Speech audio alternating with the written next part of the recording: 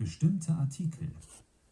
In English, the definite article the is used everywhere. It doesn't matter if the word is plural, masculine, or feminine. In German, however, there are several singular definite articles, depending on the gender, number, and case. In this lesson, we'll take a look at the basic nominative form of definite articles, or simply the equivalent of the in German. The masculine definite article is Dir. Dir.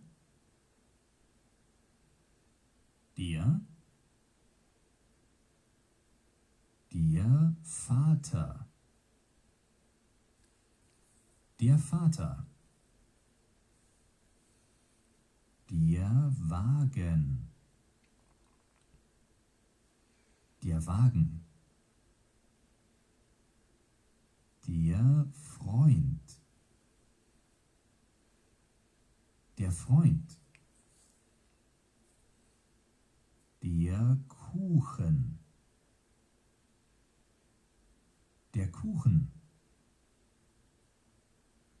Der Garten hat keine Zwiebel. Der Garten hat keine Zwiebel. Der Junge ist im Begriff zu weinen.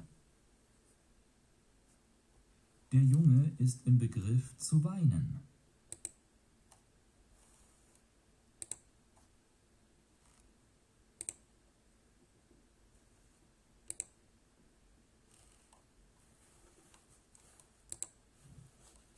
You can click on the tabs on the top to navigate to each section of the presentation. In each section, you'll see the full conjugation followed by a randomly selected conjugation and an example sentence containing it. You can click on the examples to repeat or the small speech bubble next to it to repeat slowly. Click on the settings menu to adjust the presentation to your specific needs. You can change the settings at any time. Sein. Seien. Er liebt es, Vater zu sein. Er liebt es, Vater zu sein. Ich bin. Ich bin. Ich bin Deutschlehrer. Ich bin Deutschlehrer. Ich bin. Ich bin Deutschlehrer. Ich bin Deutschlehrer. Ich bin.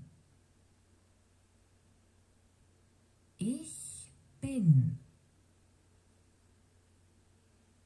Ich bin heute Morgen müde.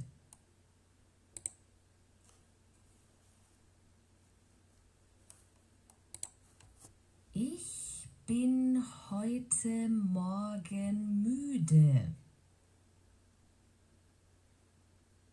Du bist. Du bist. Heute bist du krank. Heute bist du krank. Du bist. Du bist. Du bist eine ruhige Person. Du bist eine ruhige Person. Er ist. Er ist. Er ist glücklich, wieder in die Schule zu gehen. Er ist glücklich, wieder in die Schule zu gehen.